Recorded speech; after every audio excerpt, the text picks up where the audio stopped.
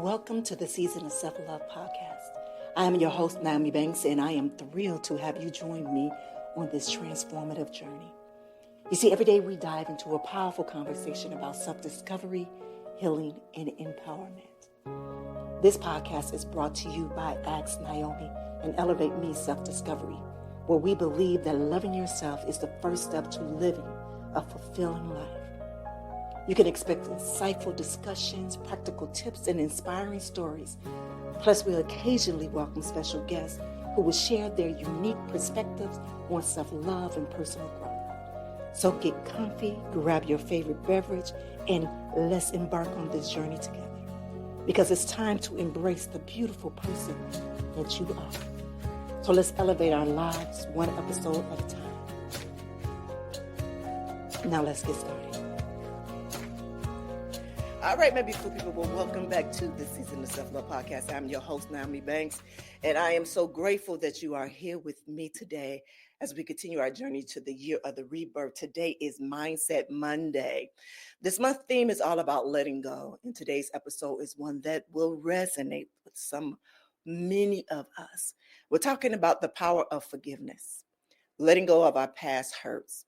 Forgiveness is something that we all struggle with at some point in our lives, whether it is forgiving ourselves, forgiving a friend, a family member, or even someone who may never apologize.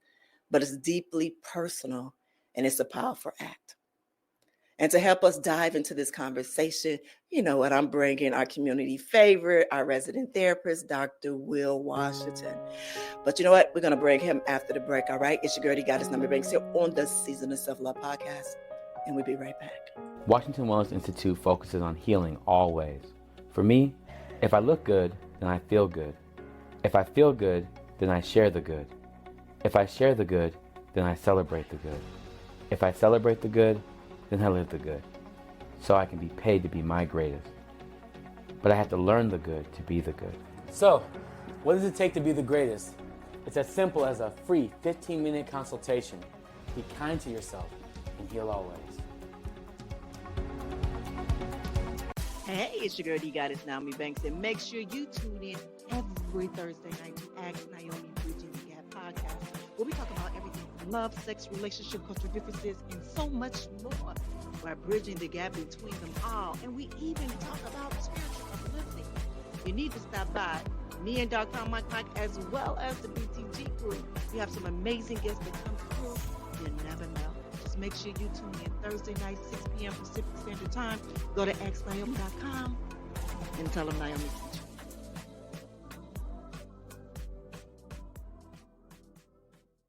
you. All right. Hey, Dr. Will, welcome. Hello, it's so good to see you. You too. You ready for this? I am. I feel like we've taken a time off enough. Like I feel like just days not being with you. Yeah. It's like a whole reset. So I'm excited to be here. I'm glad. Let's do it. Yeah. But first, let's ground ourselves. So if listeners, if you just get comfortable, close your eyes and prepare for this brief moment. Take a deep breath in. Now slowly exhale. Again, inhale deeply, filling your lungs with fresh energy. And exhale, releasing any stress, tension, or past pain. Now I want you to visualize a person, a situation, or even a past version of yourself that you're holding on to resentment or pain toward. And as you breathe in, I want you to imagine a soft golden light surrounding this person or situation.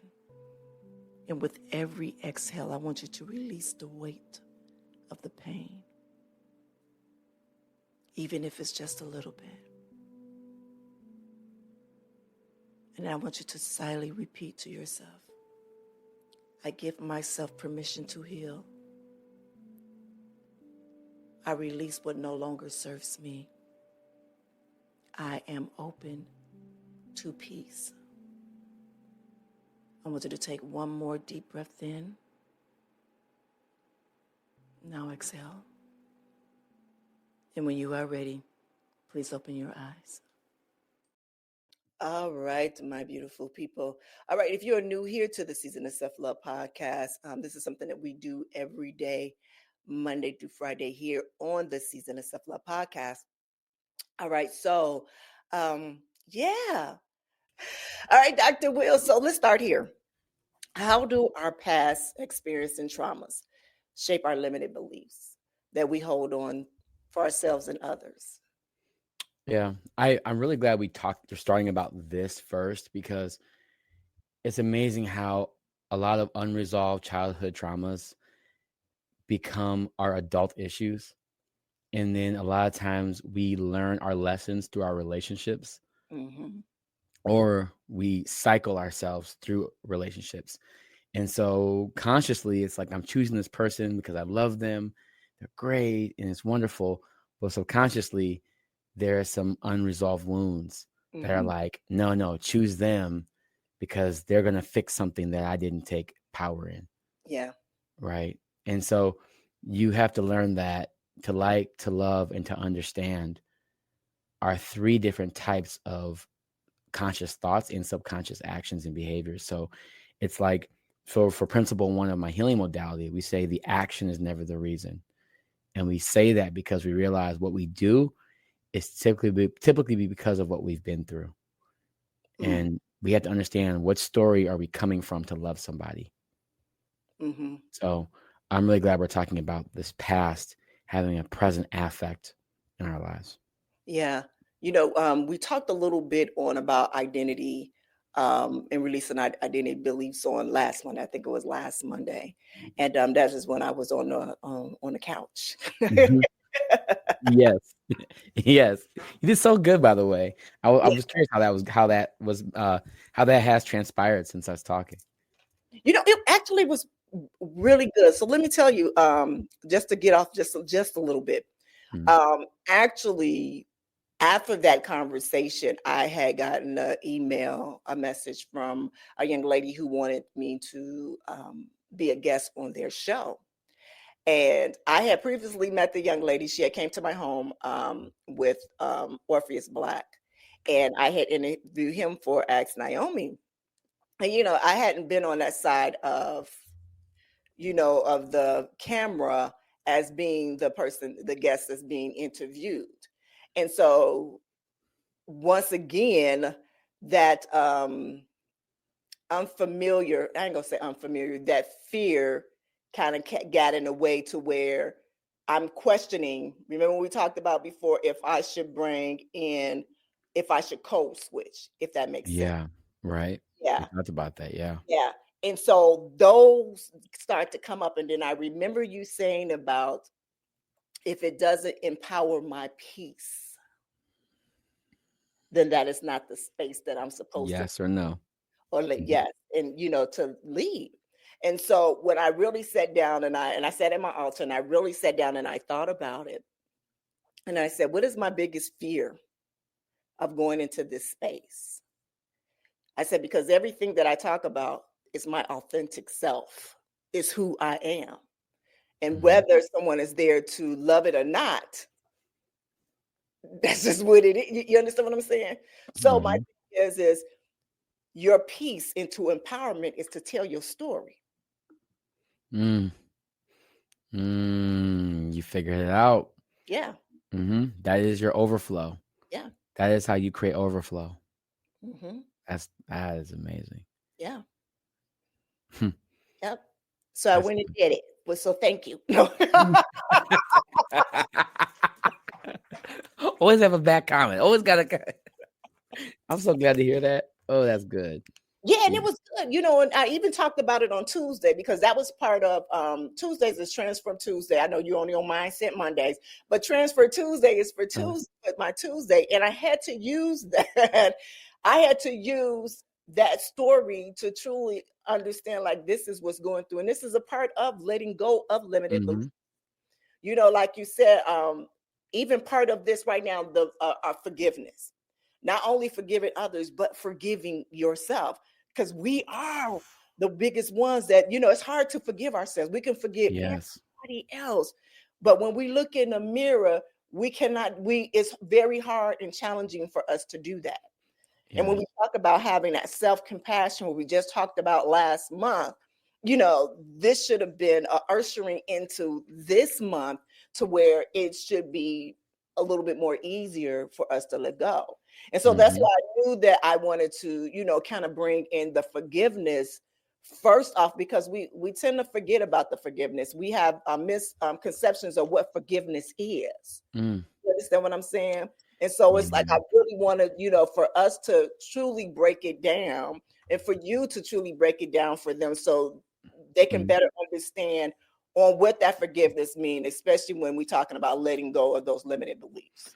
Well, yeah, and we can break it down in 3 ways, right? The first way is the perception of forgiveness, and then the actual reality of forgiveness, and then the acceptance and application of forgiveness. Because I think a lot of us are so stuck on the perception of forgiveness that we never actually realize what it really means for us moving forward.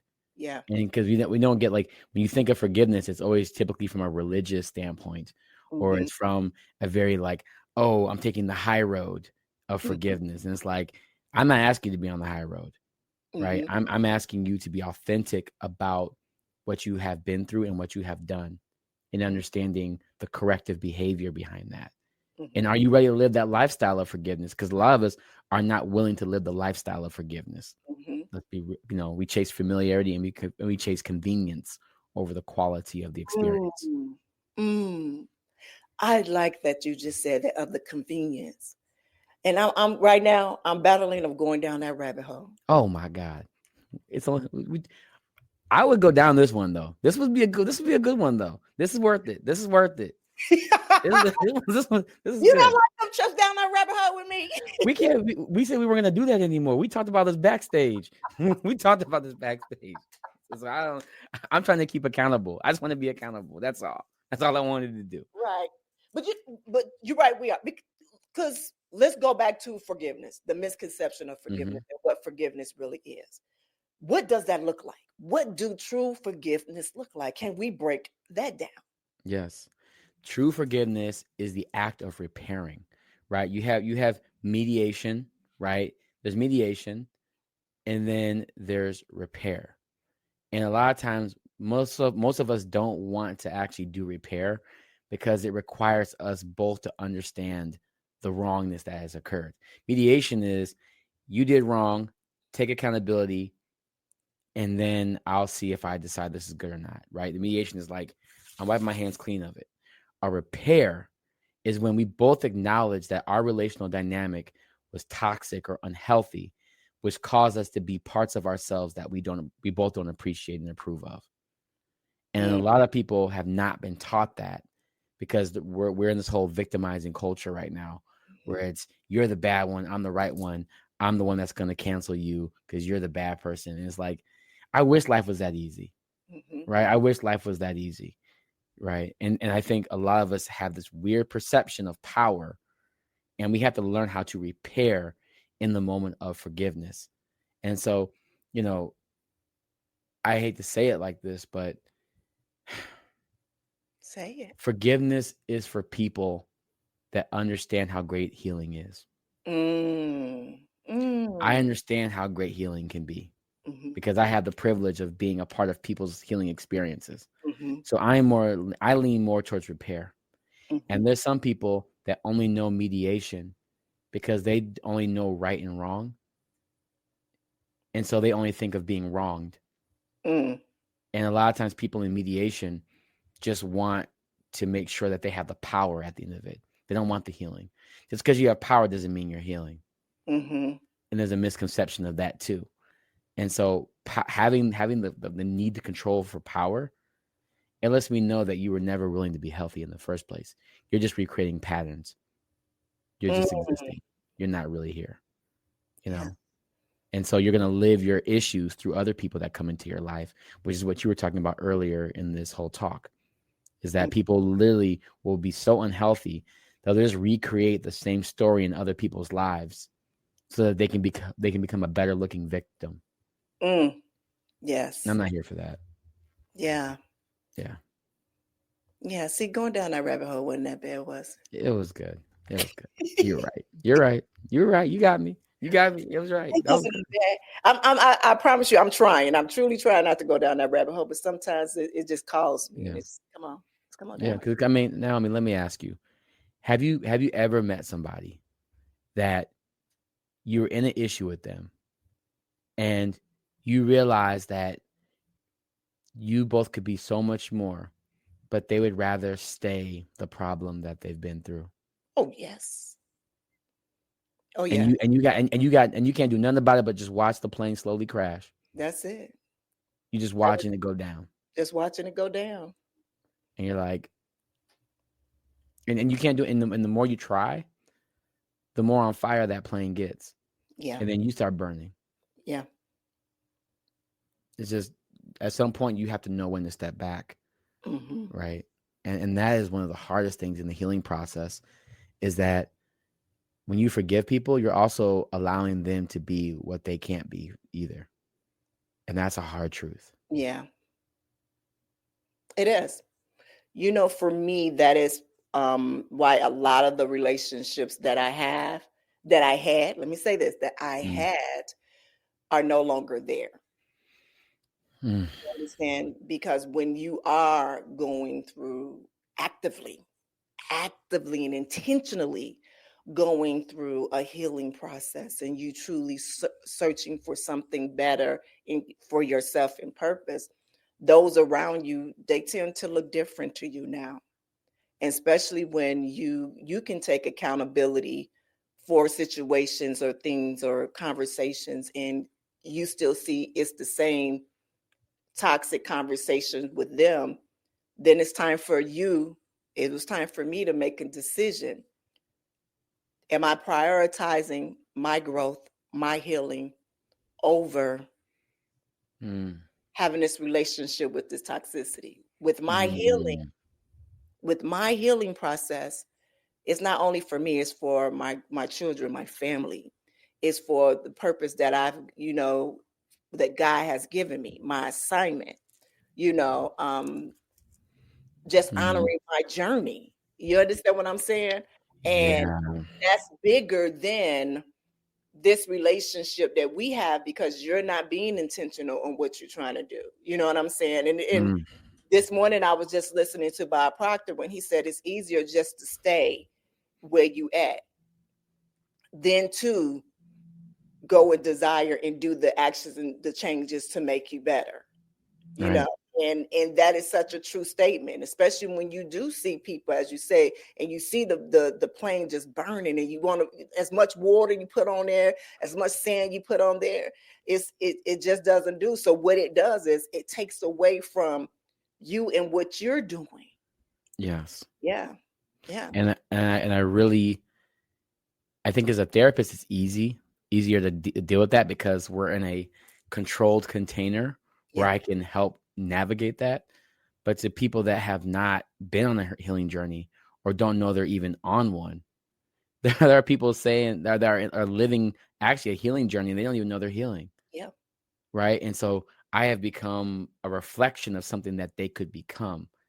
And Mhm. they chose to, once again, stay comfortable because they know how to be the victim.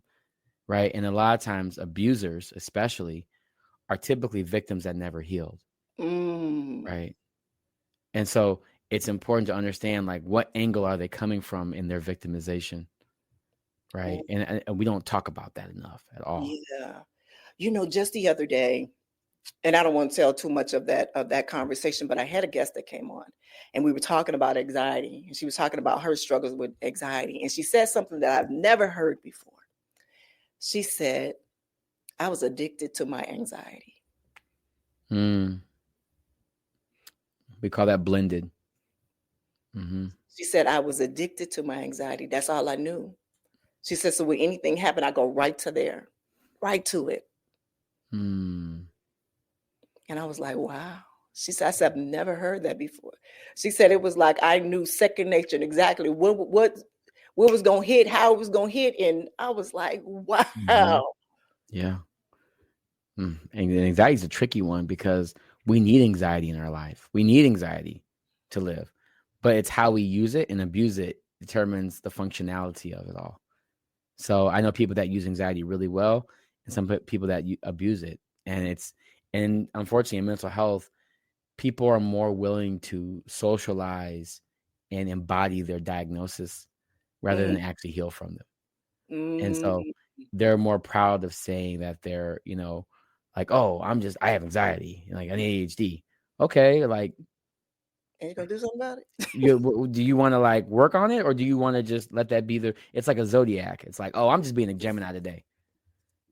I can see that. I can see that. And it's like, ugh, but we don't say that about medical practices. And so, like, we talk for mental health, it gets kind of abused a lot with those words. And clinically, it hurts me because then it makes me have to like re-educate and then make accountability. And then I become the bad person because I'm normalizing clinical work and giving you a chance to actually unbound from it and unbind from that actual mindset that makes you think you're more powerful. But really, you're just in a lot of shame and guilt about the feeling. So there's a lot of shame and remorse, I guess, shame and guilt, just when it comes to that power that we think we have. And the power is actually fear that you're holding, but we don't want to open that up. So, and forgiveness has a lot of fear to it as well, though, right? Because who do I become after I forgive you? I haven't explored that. Right. Right. That's an attachment that you've created, not a connection. So that can be really addictive as well.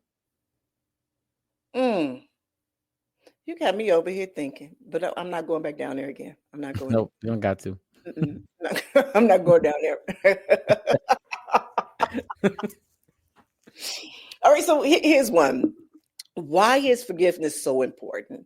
A lot of people, they struggle with the idea because they either feel that someone means that they're excusing their behavior, or somebody took the higher road, or, what's your take on that? So there's a lot of ways to think about that. But before I answer that, I'm curious, are you saying it from the person that's being hurt or the person that might be the one having to learn how to forgive somebody? We're saying it from both ends, because at some point at both ends, it has to be let go. Does that make sense? Yeah. Yeah. There is a process, and a lot of times we don't want to let go of the role that we used to be in people's lives. Or we don't know what that role may no longer, what will it do to me if I don't have this role anymore? And so we get stuck in the pattern, in the cycle, create that insanity, right? Because we want to recreate the redemption theme. We want to be redeeming of ourselves. And so when you forgive, you no longer redeem yourself in forgiveness. You actually surrender to the movement of change. And you change your capacity ability. And a lot of us don't know how to expand capacity for other people, which is why it's so important to have that self-compassion, because without self-compassion, you never understand your actual capacity. And so you need to build self-compassion. And a lot of us have not learned that growing up. Who teaches us about self-compassion? Right. We don't talk about that. So that was such a hard question, because there's so many ways you can answer that. But I think that understanding the capacity in which you did hold and what you need to be disciplined in, that boundary is a lifestyle shift and a level of change that many of us don't have the role yet figured out in moving on in forgiveness. As you say that, when you said about knowing your role in that, what it brought me to when, after I turned 50, I remember writing a long passage for my 50th birthday, because I was closing the book on my first book of life. And I remember within that passage that I wrote is that I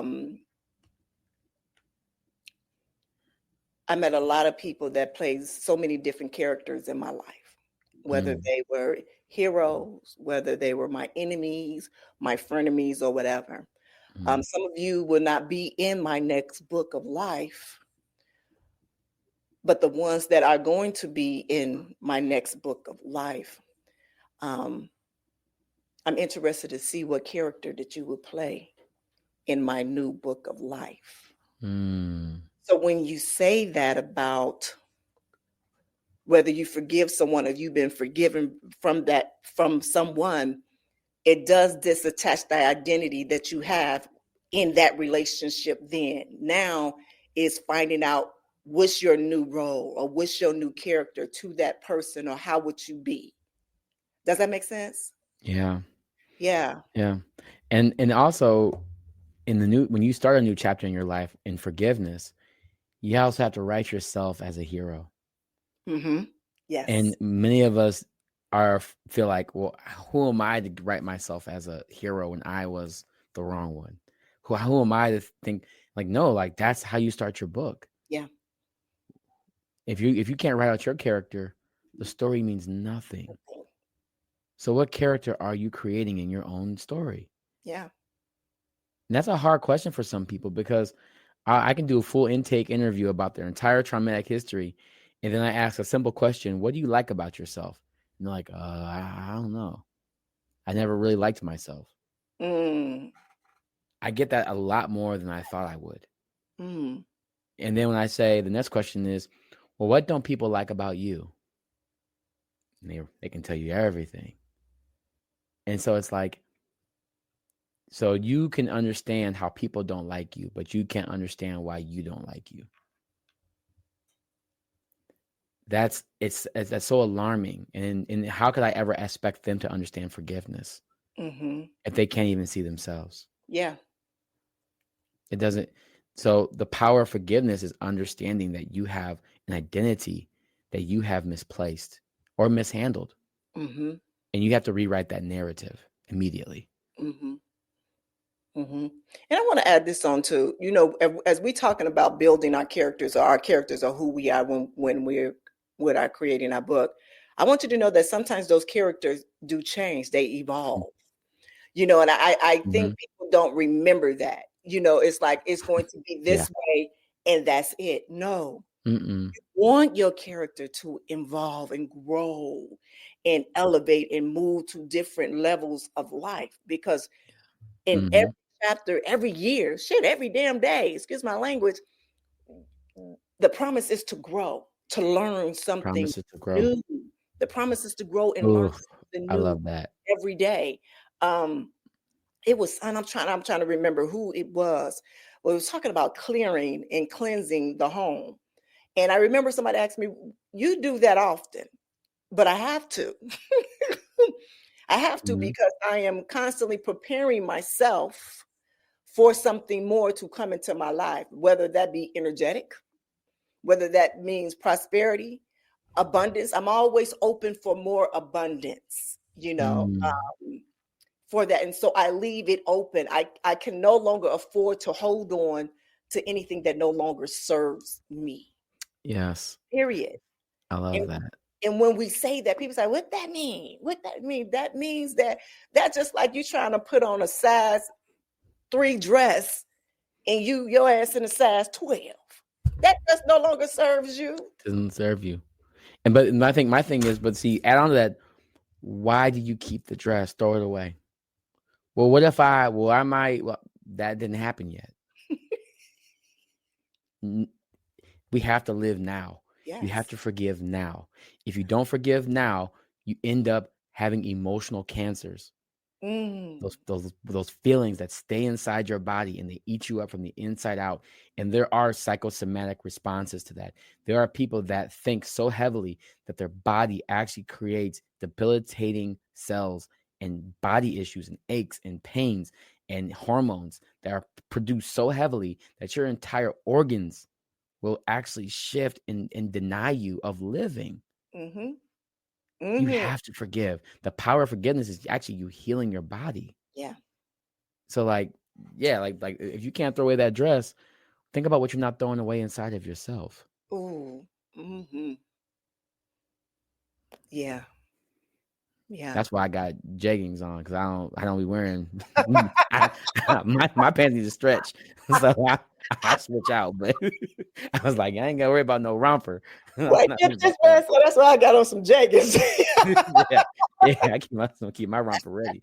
So yeah, you never know. Oh my God, but I love that. I love that. All right, so let's do this. Let's talk about what are some practical exercises that they can do if they wanted to. Okay, I want to start my forgiveness journey. How can I do that? Where do I start at? Yeah. Oof.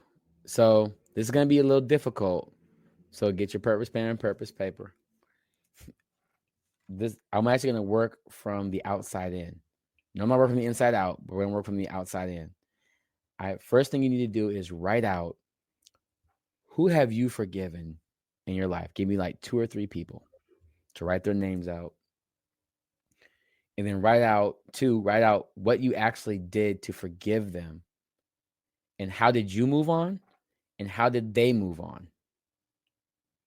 Once you write that out, number 3, you write the theme of what you actively did and what is your typical behavior of forgiving somebody else.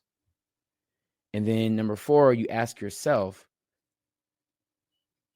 is that how I've forgiven myself? Is the way that I forgave them, is that how I should forgive myself? Right? And then we're not going to go on the inside out. You have to ask yourself, is the way that you forgive other people the way that you want to be forgiven? What does that look like? We have to start visioning our power by actively being accountable by how we've already given it to other people. You are the first example that you need to learn from. Yeah. Right? That's the power. That's the power in this, is that you are the first example. And so when you learn what you need to do, then you have to ask yourself, now write 2 other people or 3 other people that you need to forgive, or that you hope that they'll forgive you. And what's the lifestyle needed? Because if you really understand it, then you don't need to go to them and ask for forgiveness. Technically. Yeah. That's just your consciousness, right? That's just your guilt thinking you need to have a conversation. No, I'm just going to go live better. And if they ever come back to me, I'll have the authenticity to talk to them. Yeah, I was trash with you. Yeah, I'm sorry it didn't work out. I moved on though. I don't know what story you left on with me, but I moved on from that story. But yeah, I was wrong. Yeah.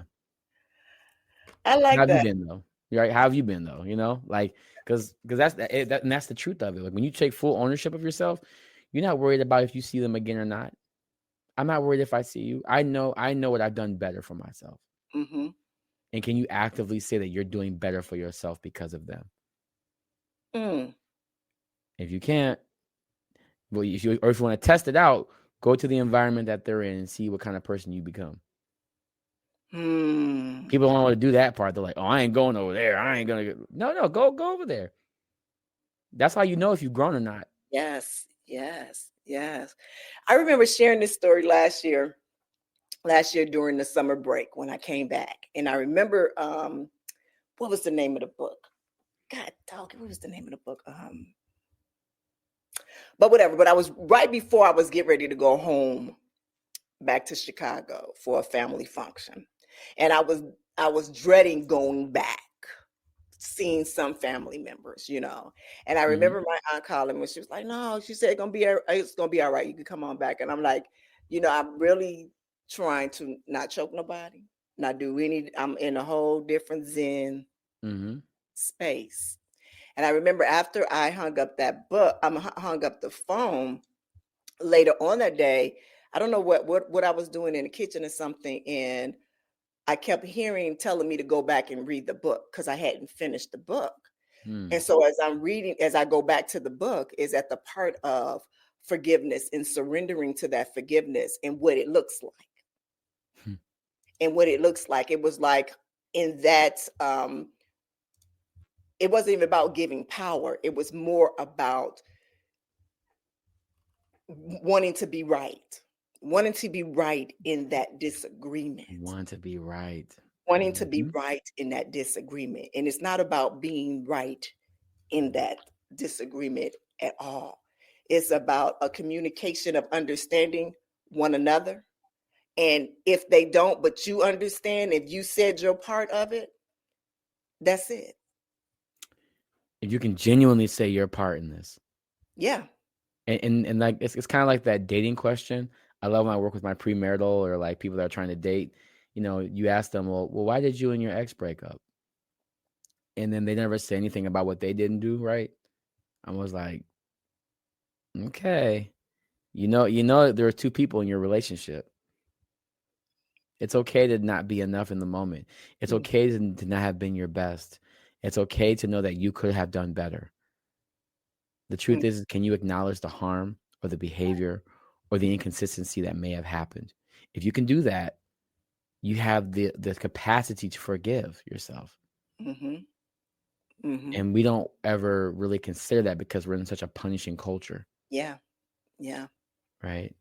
We think of punishment before we think of forgiveness. Or you think you have to go through punishment to earn forgiveness. Yeah. Yeah. It's such a different experience. Yeah, it is. It is. For my listeners right now, first of all, I love all of the exercises that you gave to us right now. And what I want to do is I want to encourage our listeners to try at least one of these exercises this week. At least one. At least one of them. I know he had them into where you go from the outside in. With it, at least try one of them and then go on from there. If you got to come back and listen to it again, listen to the show again, come back and listen to it again. Right. Come on back. I won't change. Right. You say you won't change. Yeah, I'll be the same. I'll be the same way I was. Right. And you know what, listeners, we love hearing from you. We ask that you share your thoughts on forgiveness. And here's one of the listeners that actually this was a while ago. When I talked about forgiveness, I would think it was last year that we talked about it. And it said, Nyomi, forgiveness has always been hard for me, but I realized that by holding on to anger, I was still giving my past power over me. When I started practicing small acts of release, I felt lighter. Thank you for that series.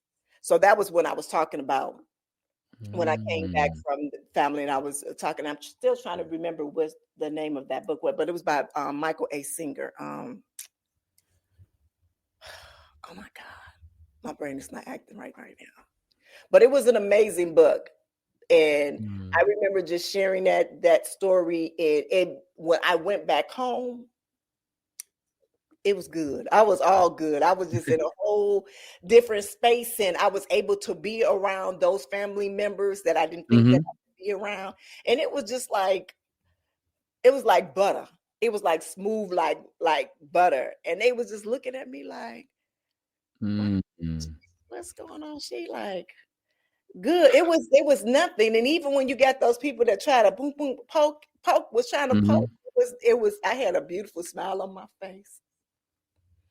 And it didn't bother me at all. And I was so proud of myself. Like, you did not allow them to get you reacted at nothing. Yeah. I love that. And I'm curious, what did authenticity mean to you in that moment?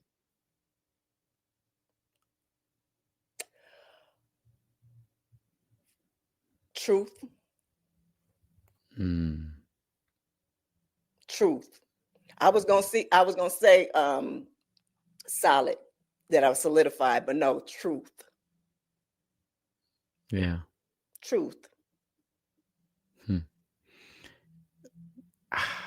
I'm not trying to go on the rabbit hole with that, but you're that forgiveness path, you end up at a truth that's a reflection of your highest self. And once you touch your highest self, you don't turn back. You don't turn away from that.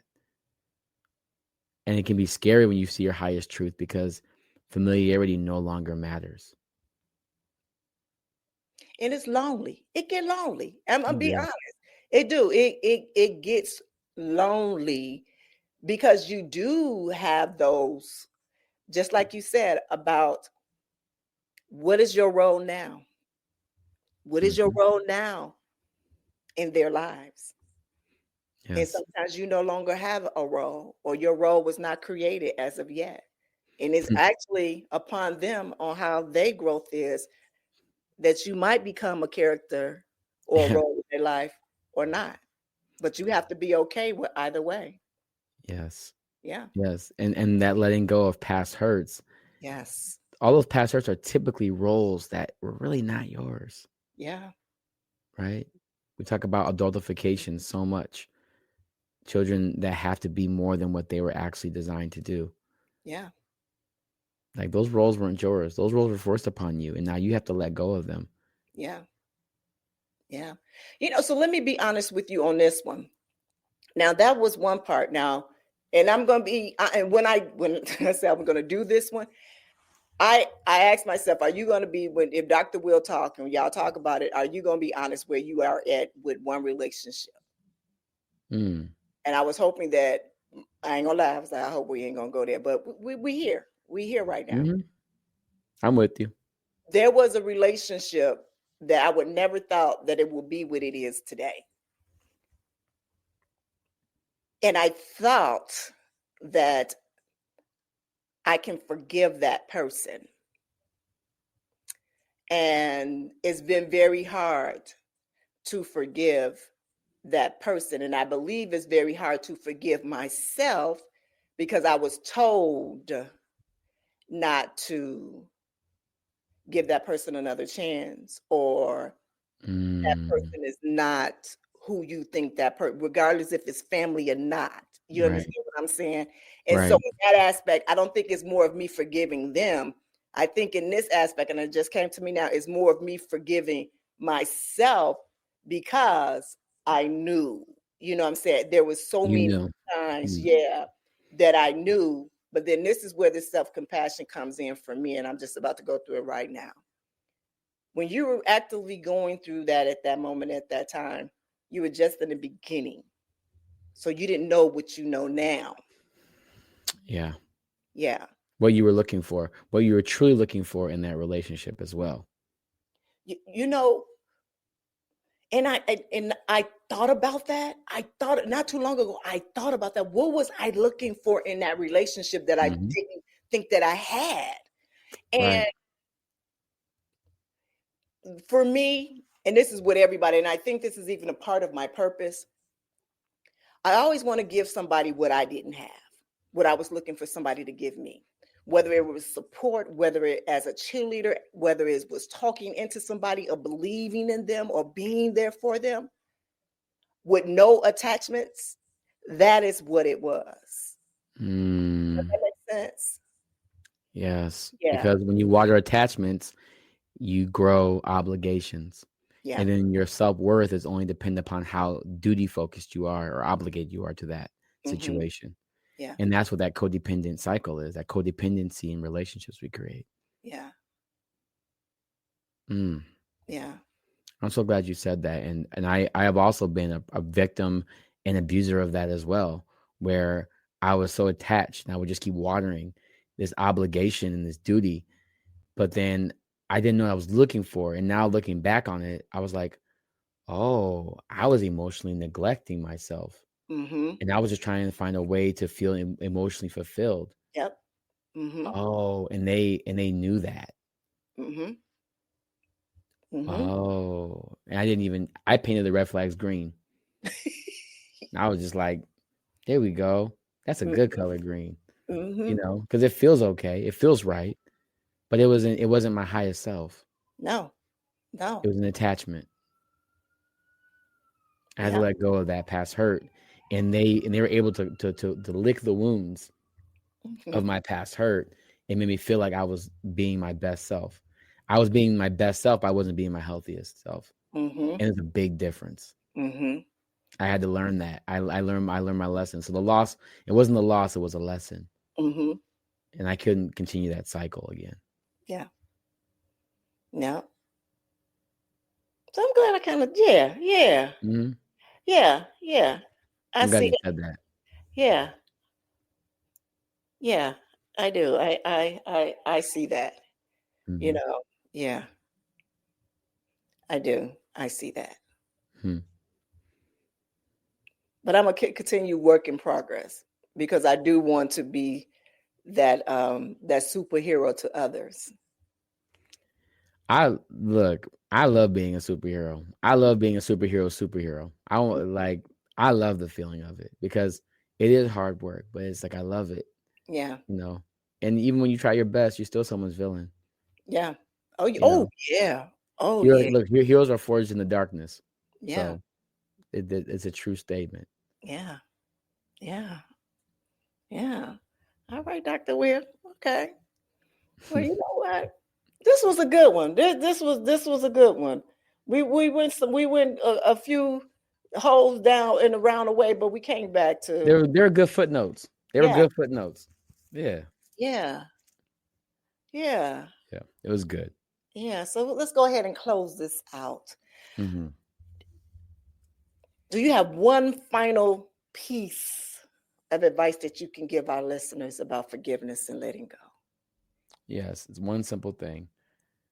Allow your forgiveness to mean something for your best and highest self. Don't forgive because it's the right thing to do. Forgive because you see something greater for yourself Mm, and believe in that. mm. And once you choose it, hold on to it. I like that. I like that. Thank you. Thank you for that, Dr. Will. Thank you for Dr. Will. Mm-hmm. All right, family. That is our show for today. And if this episode, if it spoke to you, I want you to share it with someone who needs it. And don't forget to grab your free Year of Rebirth workbook. You know what it says at the seasonofselflove.com. Podcast.com, I'm sorry. And remember, forgiveness is a gift you give yourself.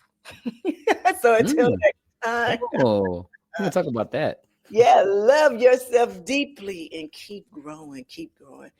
And remember to let it go. Just let it go. Right? Let it Have go. a good one. Thank you for joining us on this journey of discovering and empowerment here at the Season of Self-Love podcast. Remember, embracing self-love is a continuous journey, and we're so glad to have you with us. So if you enjoyed today's episode, please leave us a review. And don't forget to join our community on Facebook at Season of Self-Love. Connect with like-minded individuals who are also on their self-love journey. Now, if you have any questions or topics that you'd like for us to explore, we love to hear from you. Email us at seasonofselflove@gmail.com and let your voice be heard. So until next time, take a moment for yourself today and remember, you are worthy of love, joy, and all the beautiful things that life has to offer.